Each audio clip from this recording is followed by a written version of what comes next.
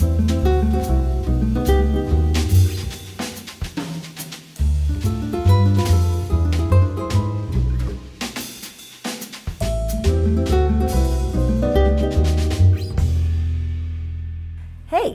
I'm Christi Friesen, and I'm here at the Cool Tools studio, and I want to show you something really fun. Now, have you ever worked with like gallery wire or stamped sheets, textured sheets? You know, you run them through the mill and there's different fun designs on there. Have you ever wanted to make them more interesting, like with color or with patina? Let's take a look at that, shall we? That's what we're going to do today with Swellegant, which is a whole line of metal coatings and patinas and dyes. All right, so here we have our charcuterie board full of delicious things, metals with colors and patinas on them. Let me tell you what's going on here. Obviously, here are some of the metal plates that have been textured and cut. This is one that's been hammered. We've got copper and brass and bronze and even fine silver and sterling silver, more beautiful silver here. Now, this is what happens to it when we add patinas or colorants. Okay? Now you can see that here we've taken all this crazy patina that's on the surface and started to get rid of the excess so we can see our design and have just the patina hiding in those cracks and crevices. This is a very light coating of colorant, as are these, so we show just this tiny little bit of brown or red or purple or blue showing through. This is when you get super crazy and you just put every color on the surface and see what happens. So now let's put every color on the surface and see what happens. So the first thing I want to do is play with some of these little bits. Let's move these guys and get ready. The first thing I want to play with is patinas. And we're going to use the same process that we used when we were playing with our little metal clay medallions. Or if you haven't seen that video yet, the metal medallions are going to use the same process as we're now using with our stamped and textured metal sheets. So I'm putting it in a little Ziploc bag, and I want to put some of the various patinas on it. Now this is darkening. That's going to turn that thing all black and crazy. Let's just try it, shall we? Now you can spritz this on, but I like to give it a little bit of a soak so it really permeates the metal. I think that's just better. So therefore I'm using this bag to make sure it's kind of completely permeated. Now look what's happening already. Do you see how dark that's getting? Wow, look at how fast that works. Now you might go, well, could we stop that process? No, you can't. You just let it do its thing, and then we'll smooth it away with our sanding, and it'll be much better, okay? So we'll take that out of that bag in just a minute, and then play with it. Now let's play with these. Let's use another patina. How about our Tiffany patina? That's gonna give us a lovely little peacock. Let's put this copper baby in here. Whee! In fact, we can put more than one. Let's put a brass in there while we're at it. What is going to happen if we do that? I don't know. Let's find out. They're both going to just get delightful. That's what.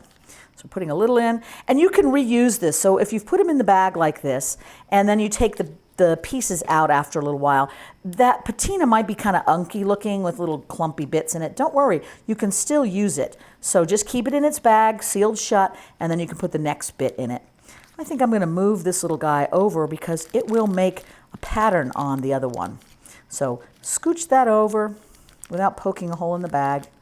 All right, now we're ready. Okay, so I have them side by side and all that patina is on the surface. I usually turn it over so that the patina is on the front where I really want to see the action happening.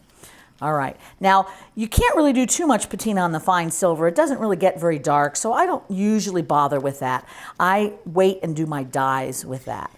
So let's try one more patina. Let's try the Sky Sapphire on this piece and this piece. We'll put a little of that. Make sure you shake this one up. It likes to settle. Sky Sapphire is sort of like a dye patina combo, and it gets dark blues and light blues. It's really quite pretty, but it's thicker than most. So we're going to get that in there and covering all that. That one might have to stay overnight to really get fun. All right, we'll let that just do its magic.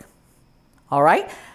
Okay, so I've pulled this out of its darkening bath, and you can see it's very dark. You can see the hint of the design is in there because Patina is a surface effect. All right, if you were just to wear something like this without protecting it, eventually it's going to get all over your skin. So what we want to do with this is we just want to let it dry out in the air. You can even hit it with a heat gun to kind of bond that a little bit more. Then we're going to take our finishing stuff to it, our sandpaper and whatnot, and take it in the next step. But go ahead and take that out now and just let that dry as well.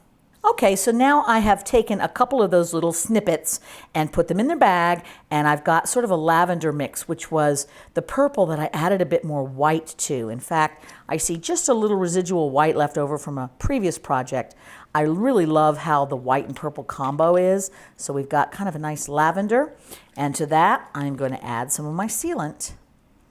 And again, the reason for that is it helps this adhere and grab to the surface of the metal so it won't be moved all around when we go to add the sanding process. So let's just dump that baby in. Whee! All right, seal that up nice. And I'm going to want this to just be able to soak overnight. Remember, I'm putting it face down so that I can have as much of that contact with the dye as possible with our mixture of sealant and dye. And I'm just going to let those sit over there for a while, anywhere from an hour to overnight. And while we're at it, I had a little leftover of that orange. Why don't we use that? This is a good way to use up extra by taking the gallery wire that you've got floating around, or the sheet metal with the textures on it, or stampings or anything like that, and just getting some color in there. All right, let's get that silver. Look at that. All right, perfect time to go, binge watch something on Netflix, have some ice cream, let them do their thing. Okay, so let's try this one. I double bagged it because I poked a hole in it. That happens sometimes. So let's take these out. Okay, so I've placed my gallery wire and my stamping on here, and you can see that the surface has changed. That's the interaction of the patina happening. But we got to get it out in the air because the oxidation occurs in the air. So again, we're going to just set that aside, let it dry. We're going to do the same with this, which was the Sky Sapphire patina, if you remember. That's a little bit more intense because it's got that dye quality to it. And that's the one we did all the mad scientist stuff and we concocted all kinds of craziness. So let's put my paper towel down to protect my surfaces. And you're still gloved up, so you can gingerly take out that little fun studio wire and just let that sit. Can you see how it's sort of bubbling up on the surface with those different kinds of blues? I do like to make sure it touches a little bit so any holes that might get filled with patina have a chance to be sucked out of there so you don't have a weird little window. All right, so let those guys sit and dry. I usually let them sit overnight before I get playing with them the next day. Now we're going to move to a brass plate, or it could be bronze, I forget, and it's got one of those textures on it like you get through the rolling mill. And I'm going to do the same thing as I have done before, and that is take some of my metal coating and rub it onto a porous paper towel to make a paste out of it. And I'm just going to swipe that right over the surface. That's going to change my metal. In fact, let me put that down and stop moving it so you can see what I'm doing here. Let's get another little bit of paste, and I'll do this. So see what that's doing? It's incorporating a secondary metal coloring into our original metal. And then we can hit that when we're all done with a bit of sandpaper and really pull out that color and leave that color just down in the cracks if we want. Why don't we see what a couple different things look like on it? That was the silver. Now let's try the bronze. Let's again make our dip and our paste. Bronze is a little darker, and we're going to put that right over here. Well, if I have enough of it, we will. Right in here, color it beautifully. That just gives you darker color. And the magic is going to happen when we start sanding so that the texture, that pattern, gets released through the surface. That's going to look really fun. All right, so we've got that there. And then the last color we've got is sort of a copper. I don't know how much that will show up, but we're doing it, so we might as well keep on. And just so you know, is you can mix and match all of the metal coatings. Let's say you wanted something a little bit more sort of rose gold-ish. Well, you can mix copper and silver together and you get that kind of look. They play well together. Gonna have to go a little thicker on this one. There we go. Grabbing into the surface or into the cracks and the crevices. All right, so that copper is much more subtle, but it's just getting into all of deeper areas. So we're going to let all of that dry. Then we'll come back with our sandpaper, hit the surface, and see what we get. There's our original one, copper, silver, bronze. Okay, we'll let it dry. Let's take a look at what all of those different patinas did to our stamped and textured sheet metal as well as our gallery wire. And even some stampings. When you weren't looking, I took a couple of little stamped out pieces like a heart shape or whatever and also dumped them in our patinas. So let's take a look at that and then let's do some finishing tricks to make them look perfect. We have a range of things here. So we used blackening on this. This is coppers and brasses, and you can see how that blackening just like makes it toast. But this one has been cleaned off so that it only stays in the little areas of detail. So we're going to play with that. This is that wonderful sky sapphire, and you can see how it has this sort of mottled light blue, dark blue thing going on, which I love. And this is the various green, gold, verdigris, and Tiffany combinations. And you can see how it just makes its own fun patterns on both stampings and on sheet metal. I really love this. I mean, this is very cool. You can almost imagine this as a background to build an assemblage on of other pieces that you would use, maybe like epoxy clay, to start building things up. So on something like this, you may want to keep it just like that and put just a clear coating on it and be done with it. Others you're going to want to sand. So let's look at that process a little bit. Let's start with the blackening.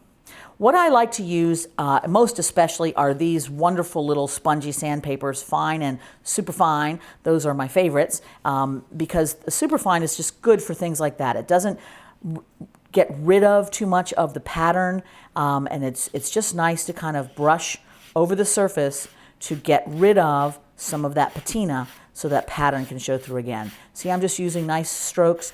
This is powder, so you may want to be careful to have good ventilation or even wear little masks so you're not getting that dust particles in your face. But if you just go gently and don't get all crazy with it, it should be just fine. You shouldn't have too much particulate floating around, but it's always good to take care of one's health. Now take a look at how absolutely amazing that looks. Do you remember how black and disgusting it was? Well, now look. Let's find out what's in here too, because this is kind of the magic reveal time, and I always love that. So let's play with this one. Look at the pretty little pattern that was hiding in here.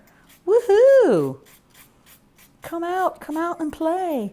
Very fun and exciting.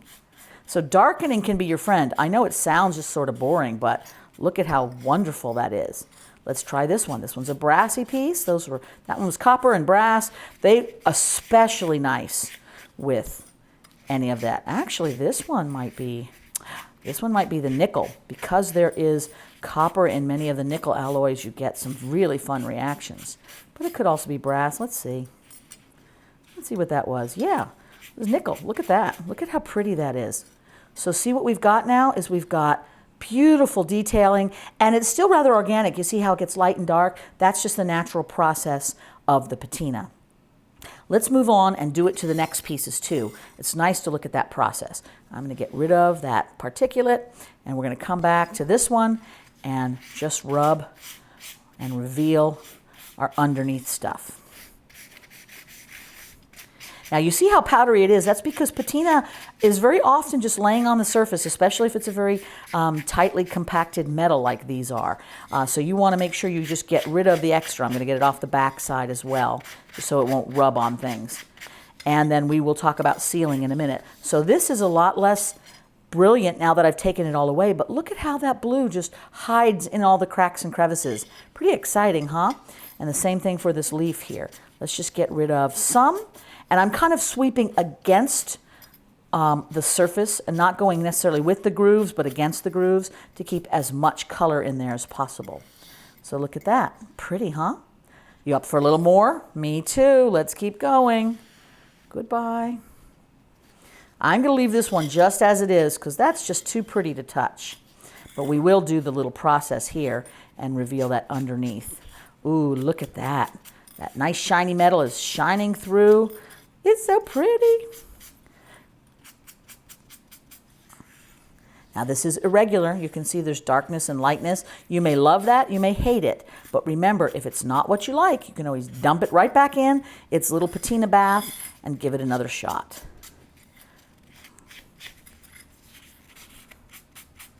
Now this one is grabbing just a little bit more. Sometimes it does that. There's various factors, humidity, length of time in the patina bath, types of metal that may make it grab even a little bit more. This is a nickel, but you get all that green because of the underneath coppering that's in the mix. And these all just kind of soak and lay on their paper towel, and now look at how fun they are.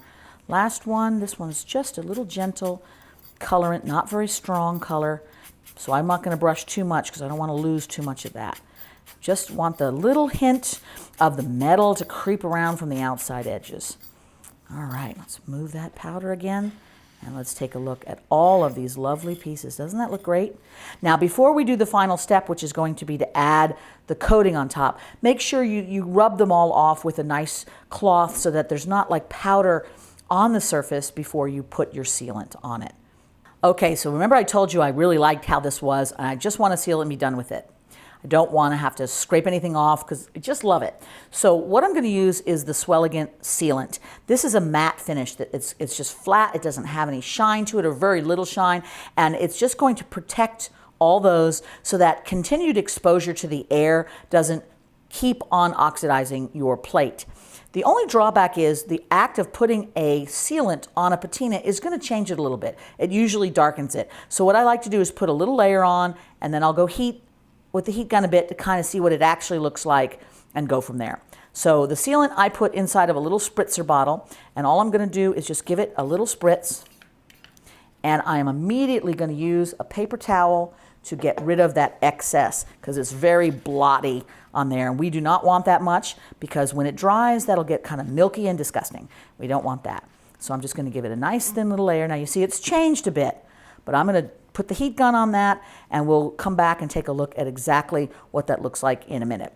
While we're waiting to do that, let's go ahead and use a different kind of sealer on this piece. This is the nickel piece with a little darkening on there, and I'm going to use Renaissance wax for that. Renaissance wax is another really good way to protect your pieces. All I'm doing is using a Q-tip, getting a little blob of that, and we're going to rub it onto the surface. It's a bit more stinky, and I tend to avoid stinky chemicals if I can. I already have chocolate. That's enough vice in my life. I don't need to start huffing chemicals. So I'm just going to rub it on the surface and then take my soft cloth or paper towel and give it a buff. That really helps just make it, just dig into the surface of the metal and look really beautiful. So take a look. Didn't that turn out nice? And now it's going to be sealed, protected. You can use it in your jewelry piece or whatever else you want to do. Okay, we're going to take a look and see how that plate turned out. Okay, so it's dry now. I've used the heat gun, and you can see that the color has changed a little bit, but not much. This has gotten just a hair darker, but still really beautiful. So personally, I would maybe, let that dry completely with the heat gun like I just did, and maybe give it another coat and dry that one as well, and then I would be able to use that in whatever project. But it's nice to have that natural patina, isn't it? This is the reason why I love working with patinas instead of doing a faux patina effect with enameled paint or something like that. You have to be skilled to make faux patina, which is fine. It's a great thing, and I love it. But what you let nature do what it does, you may come up with something kind of weird, but you may come up with something spectacular, and you get to take all the credit. Okay, so look at your drama. Isn't that wonderful? Look at all the effects that you got. All right, so now we have to move on to the next thing. Remember, we used some of the dyes to get some effects. Let's see how those turned out. So here's the results of the different pieces that we put in the bath of sealant with dye.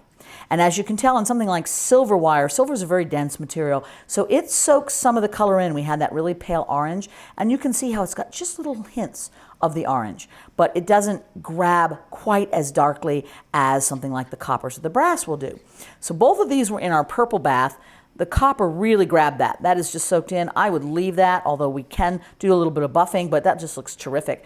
This one didn't grab it too much in the bath, so when it came out of the bath, I usually put it on a paper towel, let it dry for a while. I went ahead and just, with my finger, rubbed a little bit more of that coloration on the surface while it dried, so some has soaked in and some is just on the surface. You'll have to experiment. Every metal is different, every dye is different, they all take differently. These are ones I did before, and you can see the red really grabs, and that's the chartreuse, which mimics the look of a patina. Sometimes you've got a metal which wouldn't get a green, but you wanted a green, so you've got that option. All right, so now we're going to kind of finish each of these and make the metal kind of really shine like we did with the other process on the patina. And again, we're going to go back to our sandpapers, and I wouldn't sand this at all. I think it looks fine. I've looked at it to see if there's anything hidden in the holes, and I think we'll just set that one aside and we'll seal it when the time comes. That particular gallery wire is like these other sterling silver ones here. They just look pretty as is. They really don't need a lot of work. This one, I think I'm going to give it just a little buff with my sandpaper. Same sandpaper as we've been using. Just hit it very slightly. I want just a bit of that copper to come through, but not much. Now, this is actually scratching the metal a bit. If that frightens you, then you can use an even finer, an ultra fine or whatever, and just make that process go much slower. I kind of like that look, but then that's me. So this has just now a little bit of pop and lots of purple. Let's do the same thing with the red one. And I'm going against the grain of the pattern so that I'm not going in the grooves and eliminating too much of the red. And I'm doing just a straight stroke, but you can also do a circular motion if you like. Just depends on the piece. Experiment a little bit. You'll figure that out. And remember that we put the sealant in with the dye so that it would really grab to the surface of the metal and be permanent on there. So that one turned out pretty nice. Now I can keep working on that if I want to get all of that surface out and leave it just down in the cracks. The more you sand that, the better it'll get. And the same thing, I won't do it with the chartreuse piece, but you can do the same thing there, or leave it. You may want that enameled look, which is great fun. All right, this one we're going to do a little bit more gently because a lot of that stuff is just on the surface and I don't want to lose much. So I'm just doing a couple of sweep throughs, just gentle. You can always do more. It's hard to do less. And if you do too much, just pop it back in the bath and let it go again. Might take a little longer, but in the end, all that matters is that you get the result you want. Or if you get something unexpected, you adjust your expectations to meet the results you got. That works too. Now you can see how that color is making a really good contrast as I scrape away purple to reveal the brassy bits. And I still have some of that purple. It's not as intense as it could be, but it's a really nice look. Get my soft cloth, take away all of the residual powders. Before we do any finishing, you'll want to make sure things are clean. So I left it in a couple of pockets just because I thought that was fun. But look at that difference. Doesn't that look nice? All right, now we're going to finish these pieces. I'm going to use the same process that we've been using, and that is either using Renaissance wax, which I'll use on the silver, or the Swellegant sealant, which I'll use on the plate metal. But don't forget that you've got that wonderful lacquer spray. That would work fantastic on this, and this too, and just pop it right away. But let's go ahead and use that. I'm going to use a Q-tip, and we'll do this one first. Get our little Renaissance wax, and grab just a little bit. You don't need much. A little bit goes a long way of this stuff. And I like to just kind of spread that on over the surface and then use a paper towel or a fine cloth to really rub that in, get rid of the excess, and kind of buff it as you go. Ren Wax likes that. And because we had sealant in the dye, those dyes aren't going anywhere. You're not removing any of that with the process. You're just making sure the surface is beautiful. And you just set that off to dry somewhere, and it's perfect. Perfect. You can see how gorgeous that looks. You could do the exact same process with this, but we're just going to use the Swellegant sealer and a little bit of a mister spray, which is turned into more of a spray than a mister. And I'm going to make sure that that is covered over the whole surface. And then I just want to blot away the excess with a paper towel or a soft cloth because you don't want it to puddle. Puddle turns milky, milky looks gross. So there we go, that's just going to dry. And you can layer as many layers of either product as you want to get the intensity of coverage that you need. Okay, that looks perfect. Okay, remember that we also used these larger pieces and we added dyes and patinas on them and a combination. So let's just see how that works when we clean it up. I've already started the process here so you can kind of see what we've got going on. But just remember that you're just rubbing that surface to reveal what's underneath. And you do as much or as little of that as you want and continue it with finer and finer to get more and more of the shine of the metal. So depending on how deep your patterning is, you may have to have a light touch so you don't lose all of your patina. Or you may like this gradient where that patina just goes nice and dark at the end. That's kind of fun to do too. This is the same kind of thing here, where, again, pressing it with your sponge and giving that rub. Look at how that copper just jumps out at you as we start to brush off that surface patina and reveal what's left. So, and the same thing with this dye, same process there. This has already got it out of off the surface, and this is still staying on. So it just depends on what effect you want. You may want this fun iridescent peacock thing, or you may really want that metal showing. And you're going to finish that the same way. You're going to use your Renaissance wax and just rub that in, or you're going to use your sealant spray, the Swellegant sealant spray, and coat it, rub it, and dry. And then you will have nice big sheets for whatever project you've got in mind for this. What fun! You've got gallery wire, you've got stampings, you've got textured sheets, and you can change those appearances of them either after they've been cut into shapes, or do the whole sheet and then cut shapes out. Once you've sealed it, you still have fun to work with it, so you can continue to play, cut, and do things with it. But it's wonderful when you think about it. You've got this metal, it is got pattern to it, maybe you've added the pattern, maybe you've bought it that way, but now you can bring it another level. You can add nuance to it to make it uniquely your own. I think that's the beauty of playing with these Swellegant products, is that you're the mad scientist who grabs nature and combines it with your own natural abilities to create something truly unique and exciting. Visit our Learning Center at cooltools.us for more cool jewelry making videos. Subscribe to our YouTube channel, like us on Facebook, follow us on Twitter, and be sure to sign up for our email list to be the first to hear about new videos, new products, and other cool stuff from Cool Tools.